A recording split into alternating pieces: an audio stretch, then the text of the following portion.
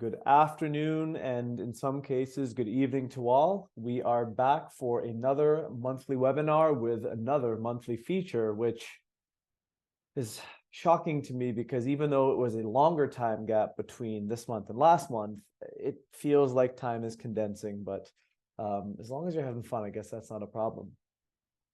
There's an old saying that I really like, and it's when you change the way you look at things, the things you look at start to change. And within the context of that statement, I think a very valuable talking point, or at least an initial focus to set the tone for today, is the concept of perspective. It was something a mentor of mine taught me many years ago, and he said, Roland, I can't teach you everything that you need to know. I can only teach you the gift of perspective, which is knowing how to look at something, why to look at something, when to look at something, or to not. Master Supplements US Enzymes, being a supplement company specializing or focusing on digestive wellness through enzymes and probiotics, means that in order for us to be everything to everyone when it comes to education, we have to talk about topics over and over again.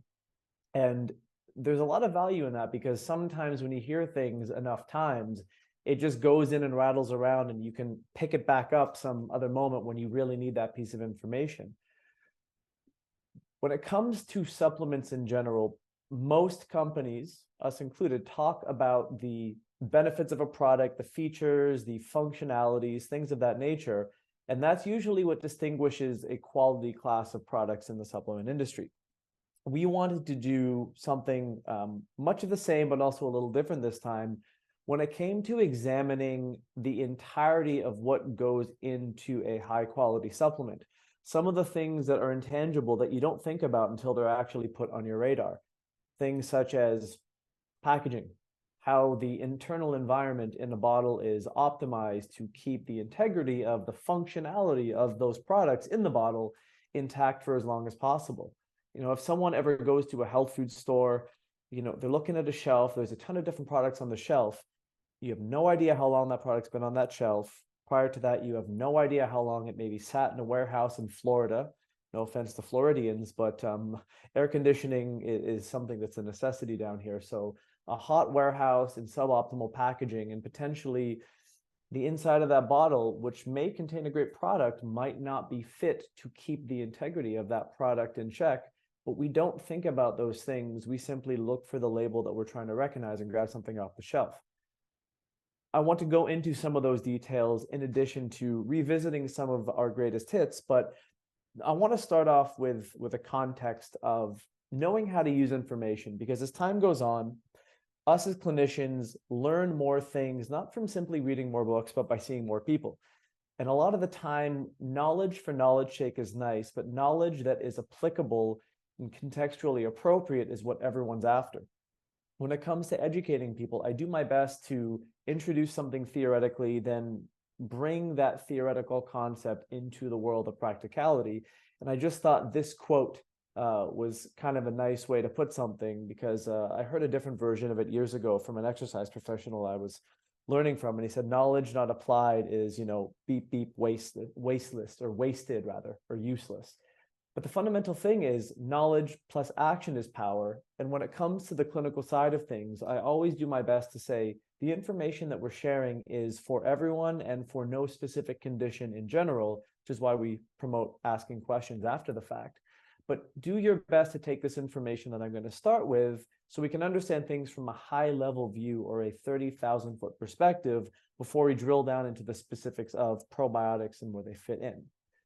I love this graphic. Mr. Thurston is responsible for it, so I'm glad he's on the webinar today. But the concept of an ecosystem is something that seems to continuously put itself on my radar when I think about health.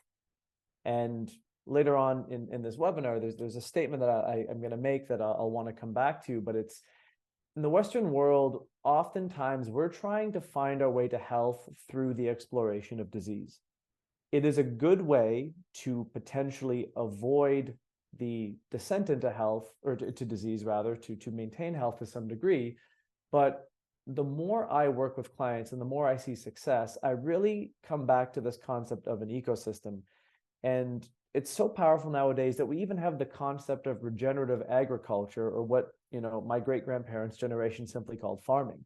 And the environment that we exist in around us has a physical, a psychological, an emotional effect on our physical beings, which drive our physiology to specific patterns of manifestation of either health and or disease. And I do believe that understanding that the ecosystem of the planet that we're on has a direct connection to us, simply because we are our own small ecosystem. We have the vast majority of our genetics aren't actually human DNA. They're not actually human genes that are within our system. We have these creatures, for lack of a better description, that are using us as a host, and we're hopefully creating a hospitable environment for them that creates a symbiosis. And within the human microbiome, we have billions, if not trillions, of little critters, but they're not only bacteria. We have bacteria, we have fungi, we have various parasites, we have things called phages, we have viruses. So we are a veritable ecosystem. And the more I listen to people who I think are thought leaders in the health space, who were in illness medicine as medical doctors and practitioners, what have you, they're putting forth some very interesting concepts on the maintenance of the inner harmony or the coherence of our internal environment as the best way or the best strategy to maintain health over the long term. And a nice parallel is the concept of the quality of the soil that you grow vegetation in is a direct correlate to the health of that vegetable, i.e. the nutritional status of the vegetable that you eat. But the soil is only as good as the quality of the water that it gets exposed to, and the microbiome and the internal ecosystem in that soil to provide the plant with nutrition, specifically minerals, and an optimal environment to grow to its full potential in. I think human health is the same thing. And the more we go into these lectures and the more we understand about the human body, we cannot escape the almost too obvious pattern nowadays that any disruption to our internal ecosystem, the environment that we maintain for our guests, our residents, so to speak, has a very, very direct correlation with the long-term potential for our physiology to maintain health, or unfortunately to descend into a disease state. I don't know if anyone's heard of this concept before. I assume they have. And funny enough, the last time I lectured on this topic was in the Manila, Philippines, in a series of hospitals. But it was just introduced as concept of a holobiont, which is essentially a coexistence of a host and the mutualistic beneficial relationship between that host and the bacteria, the genetics, the virus, the parasite, the various things that are cohabitational to us. And this graphic so beautifully depicts that if you want to move towards one health, this entity that is the human microbe smashed together, if you will maintain one health if it continues to exist in a symbiotic state. It's a mutualistic coevolution, because as we grow and as we age, we evolve as beings. And if the evolution of our physical self is mirrored with the evolution of the residents that reside within us, we maintain coherence and thus health. If we create a fragmentation, if we create a lack of communication in the body, a disruption of internal environments, also known as terrains for these various microbes and viruses and things to live in, we disrupt the balance and move from symbiotes and commensals towards opportunists and pathogens. If you want to make a quick example, if you go to the bad part of town, there's more of a likelihood you're going to get robbed, because people who are down and out are very much opportunistic to try to keep survival as their prime directive. That same thing can hold true for our physical health when it comes to opportunistic pathogens becoming full pathogens, and those pathogens driving the initiation of a disease process, which is always connected to chronic degeneration. So the concept of the holobiont is it's the host genome plus what's called the hologenome, which is the interplay between the host and the microbiome and the genes and the microbes, because our genes and the microbes' genes are chronically interacting with each other in a form of epigenetic communication. And then there's the environmental metagenome, which is the specifics of the human microbiome and how the shape of the profile of bacteria in the microbiome can affect everything back up the chain to the host genome. So said more simplistically and more eloquently, a pathogenic microbiome will negatively affect the epigenetic expression of the host genome, predisposing that person to a likely descent into chronic degenerative conditions and or diseases.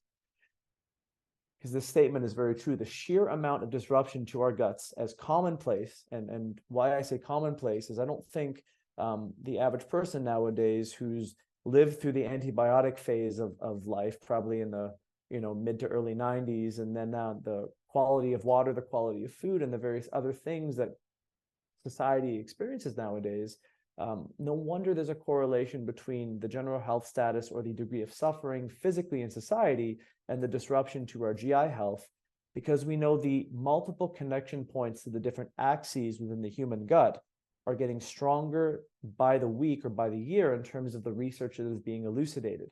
It used to be the gut-brain axis, then it became the gut-skin, the gut-lung, the gut-heart axis. Anywhere there is the ability for microbes, their metabolites, to communicate with a local tissue or organ system where there is also a microbiome, we have the ability to transfer information. Sometimes that information transference is good. You have a healthy gut creating high quantities of things like short-chain fatty acids, up and down regulating immune function based upon what the human body needs. That's a healthy relationship, that two-way communication. If you have a disrupted gut, and as a result of that gut disruption, you have an overproduction of potentially inflammatory cytokines. You have an increase, or an imbalance is a better way to put it, of things like short-chain fatty acids. You have a translocation of microbes and things like lipopolysaccharides and endotoxins getting through the digestive system into the circulatory and lymphatic systems. Well, all of these different organ systems and body systems are going to be bombarded by things that are going to cause dysregulation. And always when there's dysregulation, there's immune activation and inflammation. That sounded really nice as it came out. That was a happy accident, I promise you. So we have to understand the base patterns that nature intended for all of us to hopefully maintain our healthy microbiomes throughout the course of life. It starts with how we're born. Babies get their first big dose of microbes when they're coming through the birth canal. And then the nurturing of the development of the immune system, the microbiota, the profile of microbes that reside in the microbiome are generated by early breastfeeding specifically for the immune system, long-term breastfeeding for the milk oligosaccharides, which are milk fibers that are meant to specifically feed the strains that we call or consider keystone strains. And then it's how we introduce food into the child's life, because these microbes shape the development of all these systems that communicate ubiquitously through the body. And we do know that the process of birth and the delivery specifically is probably the largest impetus to either generate the potential for more likelihood of dysbiosis to be present in an adult's life via cesarean birth, versus a natural birth, which honors the processes of nature and predisposes that person to have a more coherent system and how their immune system communicates with the rest of the body. But there are a lot of other, factors. The environment the child grows up in, both physically, non-physically, the kind of foods they're fed, when they were introduced to solid foods, the kind of foods they're eating, did they get sick a lot when they were younger and develop immune tolerance to various things. The long and short of it is, when there's a larger deviation from how nature intended, typically we have long-term collateral consequences that are not necessarily so wonderful to the development and maintenance of long-term health. Said differently, people who have compromised entries into the world become more predisposed to functional deficiencies and functionally disturbed conditions, things like asthma, the upregulation for the potential for things like rheumatism, allergies, epigenetic changes to raise inflammation in response to stimuli. This is really why probiotics have, I think, become a necessity in a clinical setting, because the vast majority of what most people see has some, if not all, of its connection to the gut. We have to understand that it's, as this graphic is very beautifully laid out, and it shows the different layers. all of these things are interacting concurrently. What I mean is all of these things are influences simultaneously in different ways within someone's system. So within the gut, you have the microbes, the genes and the little proteins that the microbes can secrete that are communication aspects that go back and forth between not only the microbes, but the human itself. And then you have the metabolites that they throw off. There are positive metabolites and there are not so positive metabolites. And from the bottom up approach, it's how those things interact with the other axes of the microbiome. And here you can see the epithelial layer. Below the epithelial layer, you can see the immune cells that are scanning the gut to make sure that nothing foreign is coming in that shouldn't be. And you also have the mucosal layer, which maintains a physical barrier so everyone can live in harmony within this close quarters environment. But if there are issues, if you look towards the bottom half of this graphic, you can see the thinning of the mucosal layer. You can see the translocation of various things across the barrier. So you have an upregulation of certain branches of the immune system and an increased presence of certain immune cells that sound the alarm when things like lipopolysaccharides and various toxic metabolites are getting into the circulatory system in the submucosal space. Then that communication goes back and creates a negative input to the internal environment of the gut. And this is really the long and short of it, right? If you can maintain adequate coherence and adequate harmony within our digestive system, specifically our gut, and what that looks like functionally for a clinician is the digestive system adequately works to break foods down and absorb foods in an optimal way at the correct places within the gut. The right kinds of foods are coming in to nourish the lining of the digestive system, but also to feed the microbes so that they can continue to produce the metabolites that help to create an optimal internal environment. Then it's one of the massive inputs to the ability to maintain homeostasis. And let's face it, you're never going to not have a challenge with your health in some way, shape, or form over the course of your life. It's not getting the challenge, it's how you recover and respond to it. Meaning someone who has a healthy gut and a healthy immune system, when they get sick, it's a good thing that their gut sounds the alarm and raises the inflammatory response and creates a systemic response at that, because that's what helps your body heal. That teeter-totter would tip up towards the red side, and when you're back to a baseline, i.e. homeostasis of health, you can get back to just being a healthy human, doing what it is you want to do. It's the people that get stuck in that disease state because an acute response unresolved will always lead to a chronic state to which degeneration is not far behind. So within this pattern of nature, there's something that exists when it comes to the idea of how to create a healthy gut. We have an ideal inoculation. So it's the seeding of the bacteria that does create a healthy microbiome based upon the profile of microbes that proliferate, each of which is unique to the individual. Then you have this ideal way of nurturing them. And when it comes to nurturing, it's creating a healthy terrain and filling that terrain with the things that the microbes need. The food choices, specifically the kinds of fibers, and ensuring that the process of what provides nourishment to the body is not compromised. So an excessive amount of, unfortunately, fermentable compounds getting into the digestive areas where they're not meant to be can create that issue. And the ideal influences to development are basically determined by the lifestyle you live, because chronic stress, sleep deprivation, excessive sedentary nature of life, lack of activity, all of those things compound to create an internal environment that pushes someone, the opposite of where we want them to go. And that statement comes back. If you think about it from a lifestyle input perspective, the sheer amount of disruption to our guts as common practice in life leaves no wonder why we as a society are suffering. So this is my rationale personally as to why gut and digestive support are essential components of modern day health management in a clinical setting specifically, but also as a consumer. And how do we maintain this? And this is kind of like that 30,000-foot view, because the how is different for each person. But we know that first and foremost, the terrain has to be optimized. And we talked about the specific aspects of internal function that are required to do that. And I'll harken back to our master philosophy. If you want someone to have a healthy gut, you have to start at digestion. If you don't take care of digestion, everything else is going to be compromised downstream. Second thing is the colonies of the terrain. If someone has developed a pathogenic phenotype, they have what we call dysbiosis. Well, something has to be done to intervene with the dysbiosis. Sometimes some kind of internal cleansing, antibacterial, antimicrobial strategies, but also making sure that when you are re-inoculating these people with specific bacterial strains, you know what those strains are and you know what those strains do. Third part is you know that they can get to where you want them to go. Third thing is that is going to be an input to helping the communication within the system. And what I mean by communication within the system is we know that there's a crosstalk between the microbes and the immune system. And we can't know definitively what someone's microbiome looks like in real time in totality. A stool test will not tell you what the inside of someone's gut looks like.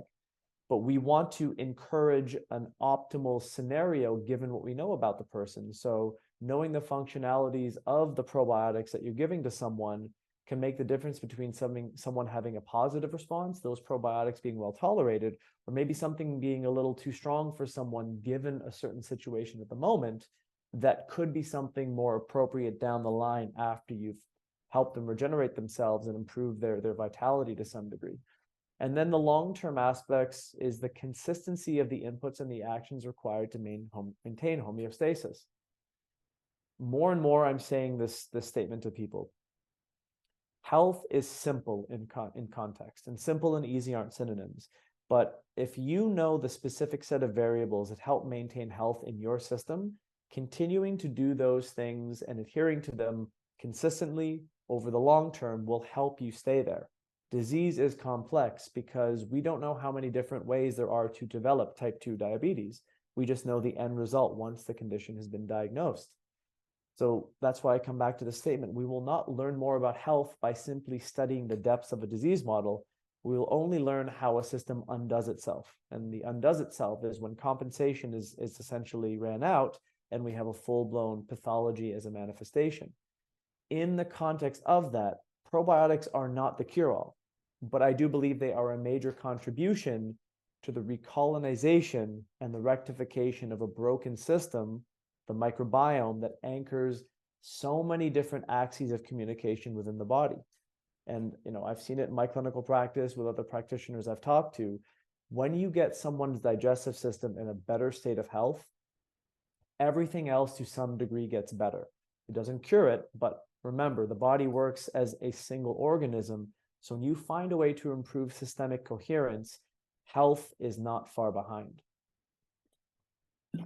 So now that we've introduced the broad perspective, and I really am enjoying talking about those things because I think they foster a lot of thought and ways of looking at things that may be different from a conventional model.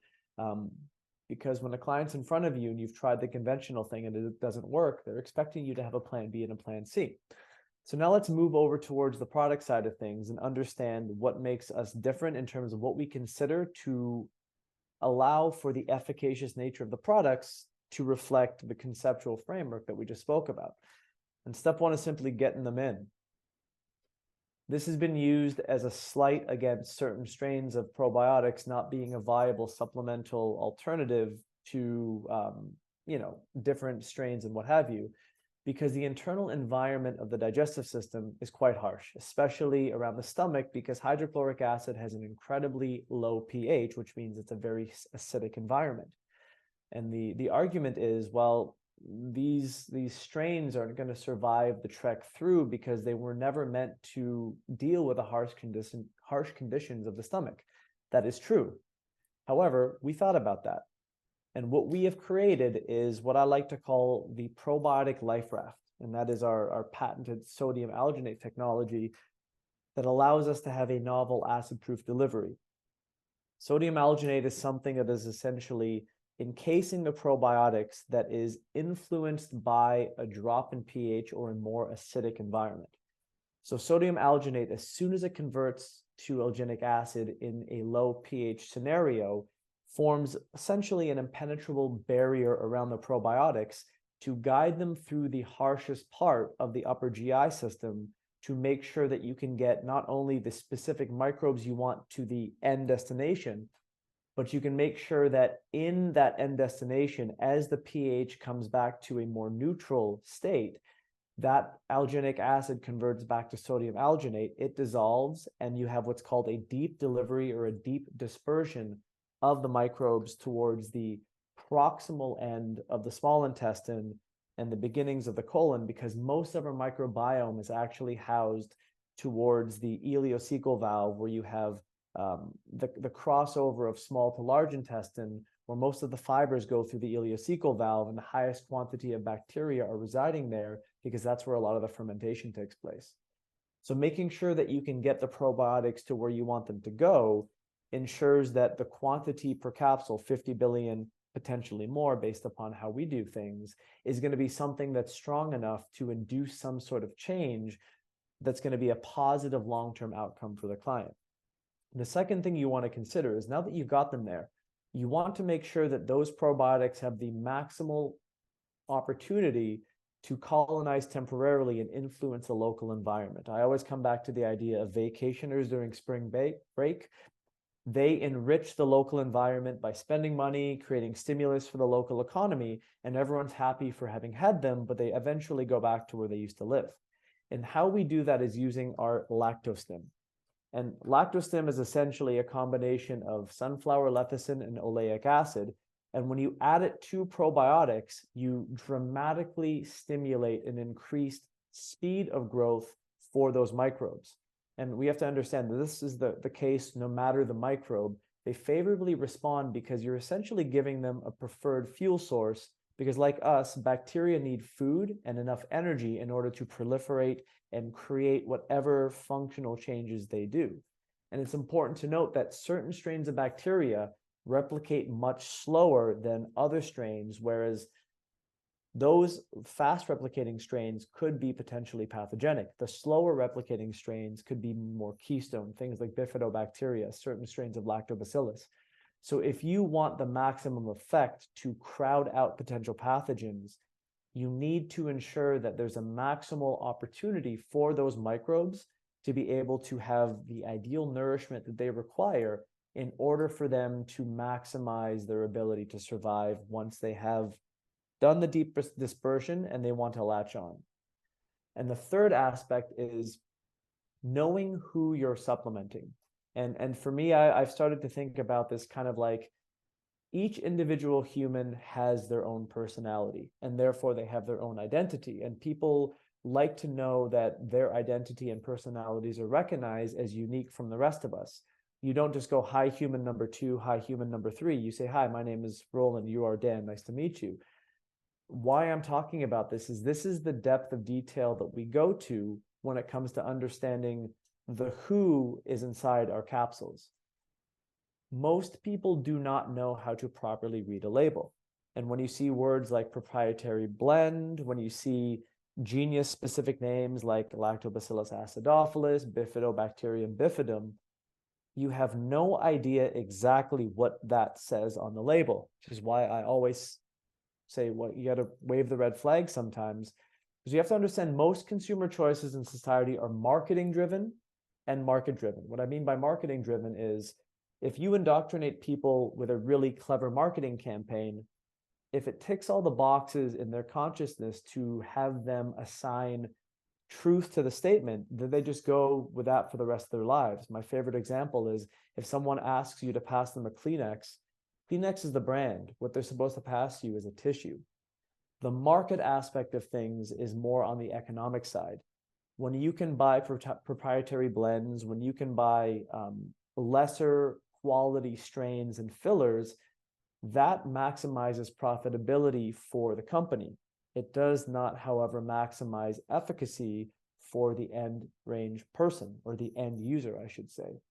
So understanding that when we put strains in our probiotics, we have designated those strains, thus we know their personalities. And when it comes to a bacteria, the closest we can understand to their personalities is not behaviorally related, it's functionality related. So it's good to know if you have an antibiotic resistant strain. It's good to know if they have metabolism for a specific fuel source. It's good to know if they make D or L positive or D negative lactic acid. Do they degrade oxalates? How quickly do they replicate? These are things that we think about in order to combine a product to create a product that has a specific effect, ideally within the microbiome of that person. So becoming a label reader is really important. Looking at the bottle, if it's a plastic bottle, well, that's a cost-cutting decision. If something's listed by weight without strain designations, you have no idea what specific strain of lactobacillus or bifido you might be taking. Sometimes there may be incompatible strains. Sometimes two people just do not get along, and there's nothing you can do about that because personalities clash. Certain strains of microbes inhibit other strains from growing. So you may be thinking you're taking something beneficial, but if you have an incompatible strain, you have something that's inhibiting the growth of maybe the one that you want or need. And then when there's the context of the other ingredients, well, if someone's dairy sensitive, but they don't know what whey is, that could be a problem. And when we're not guaranteeing something through expiration, when you're giving a quantity listed, but you don't have the know-how to make sure that that quantity is just as potent 2 years later, again, Mr. Thurston said it again, he's getting 2 calls out this webinar. The most expensive product you take is the one that doesn't work.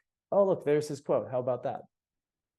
So you will see other probiotics have lactobacillus, they have bifidobacteria in them, but are they encased in sodium alginate? Because that's what we do that's unique. Do they have LactoStim? Can you increase the speed of replication and thus the maximal chances for colonization? Do they strain designate? And do they know what strains to use and combine based upon robust research? And can you guarantee the potency through expiration? And that typically means that what you're getting prior to expiration is probably a little more potent than what's actually listed on the label. So it's these details that go into creating a high quality product from a function perspective, from a what's in the bottle perspective, and what does that ingredient do for us. But there's the other side of things, the quality control side. And these are the considerations that are a little less exciting. They're a little drier. But why would you make the most high quality product and serve it in the most poor quality container? There are things that you have to think about when it comes to packaging. For example, I come back to the example of a hot warehouse with a plastic bottle. I think everyone here knows what happens to plastic as it heats up. It leaches things. So if something's sitting in plastic and that's been in a hot warehouse for weeks or months, we have no idea how that's impacted what's inside, which is why we use glass bottles in the first place, not to mention it's more environmentally friendly. Secondly, depending upon the brand, Master Supplements uses amber bottles, whereas US Enzymes uses blue. Both are light refractory glass, which means that excessive amounts of light energy, because light does contain energy called photons, they can cause negative responses when there's an overexposure of light energy to the contents of a bottle. We also do this thing called nitrogen flushing, and we want to make the internal environment drier than the Sahara Desert, because anytime excessive oxygen accumulates, you run the risk of what's called oxidization. And if you've ever looked at the brakes on your car after a rainstorm and they're orange, that's oxidization. But when there's oxygen present, the potential to accumulate moisture is also there, which causes a degradation to the strains themselves, but also the capsules they're packed in. So we make sure that we nitrogen flush the bottles and then pack water absorbing desiccant packets in there with a triple seal. So that bottle's harder to break into than Fort Knox. The other thing we do is we store our probiotics in cold storage at -10 degrees directly prior to shipping, which not only enhances shelf stability for the probiotic, because most people are able to store Master Supplements and US Enzymes probiotics on the shelf without degradation. I still suggest that you keep them in the fridge if you have them, but it also removes the need to ship with ice packs, which is a lot nicer because you do not want excessive amounts of water accumulating as those ice packs start to melt. And all of this allows us to maintain the integrity of what's inside the bottle, which is what everyone really wants, through expiration. Because even though probiotics expire on label via date, they are still efficacious and helpful after the expiration date. So what is the end result? Well, they're the 2 most popular probiotics that we have. Theralac Pro and Trubifido Pro are kind of our 2 flagship probiotics from a US Enzymes perspective. And what's really nice is they have different intended uses based upon who needs them, and how they work within the body. Theralac Pro is the combination formula. You have 4 strains of lactobacillus, 2 strains of bifidobacterium. This is a powerful probiotic.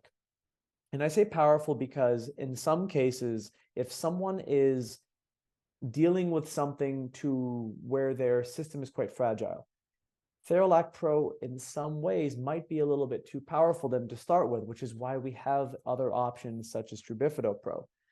Theralac Pro is one of the best things to use when you already have a known pathogen colonization, because it helps to directly crowd out or inhibit the ability for pathogens to continuously replicate and continuously colonize in the gut.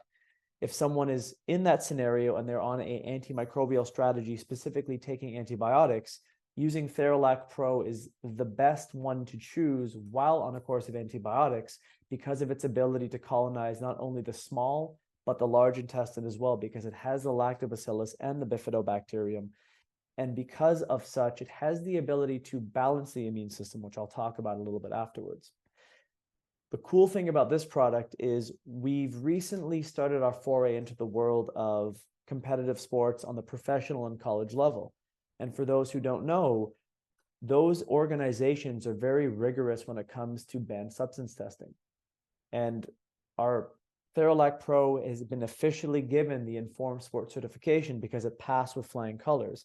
So if you do work with athletes, or you have friends, kids, nephews, nieces who are in the world of sports and they're experiencing issues with gut health, this is the go-to besides using a digestive enzyme.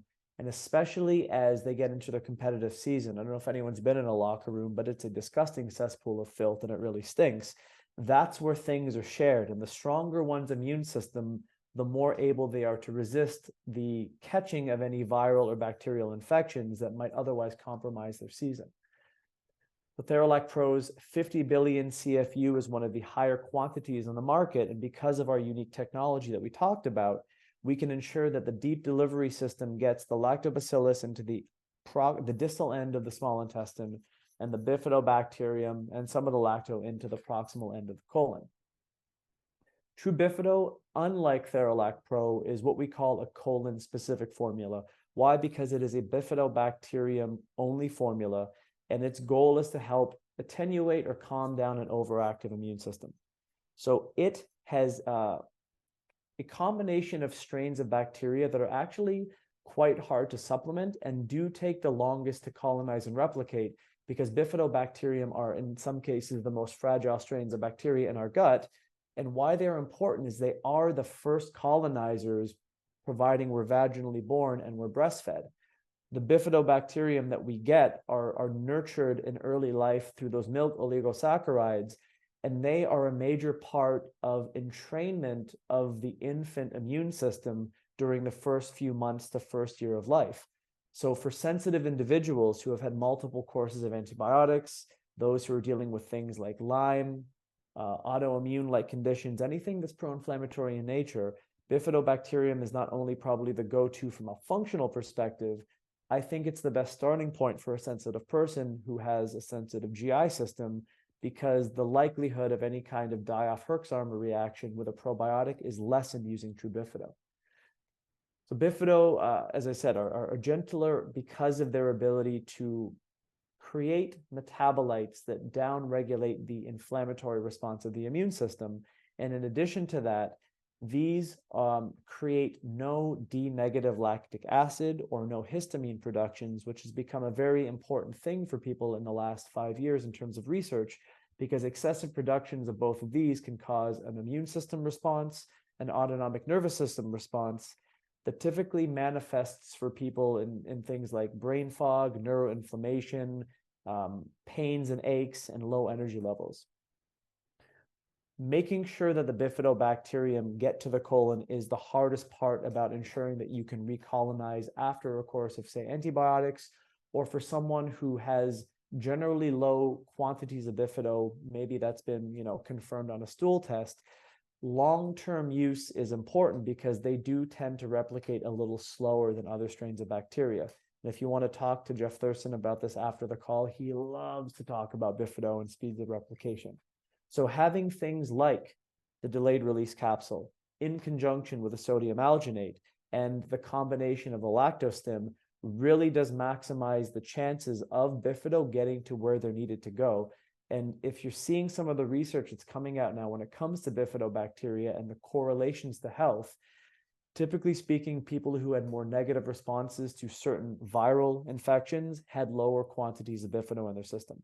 People who have higher propensities to pro-metabolic diseases and disorders have lower quantities of bifido in their system.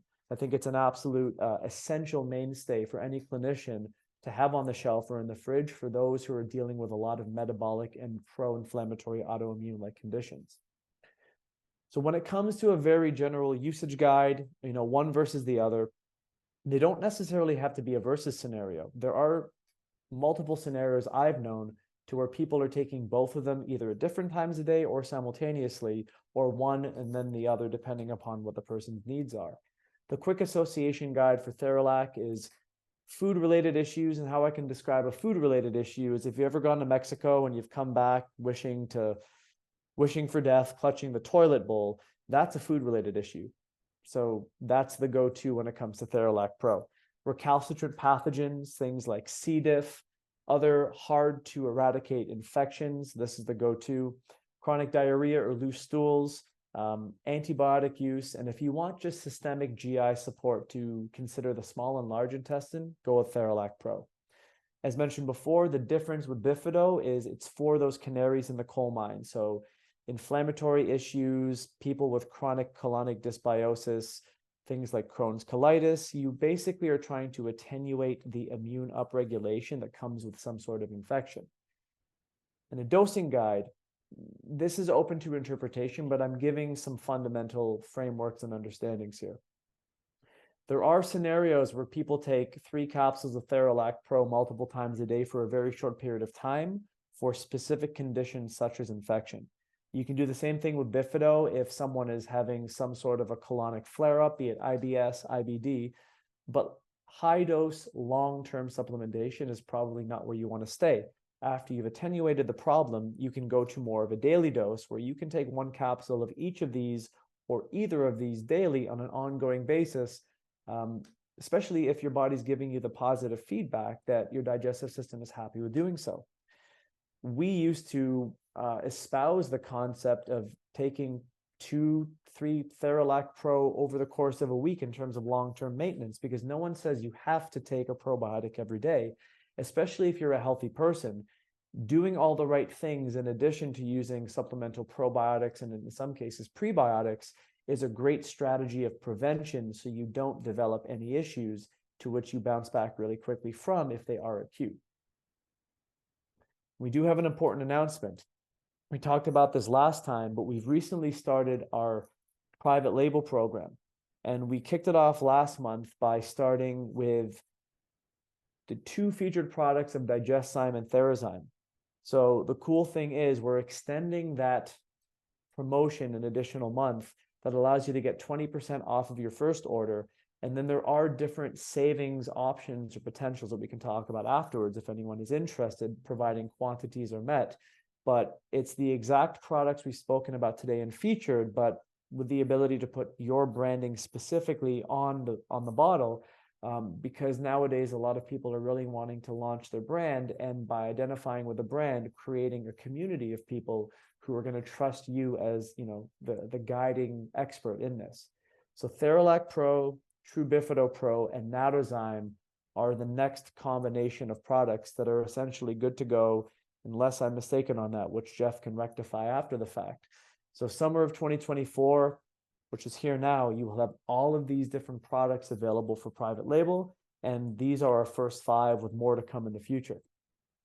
So with that, everyone, I hope you enjoyed today's 30,000-foot view, then getting down into the specifics of our products.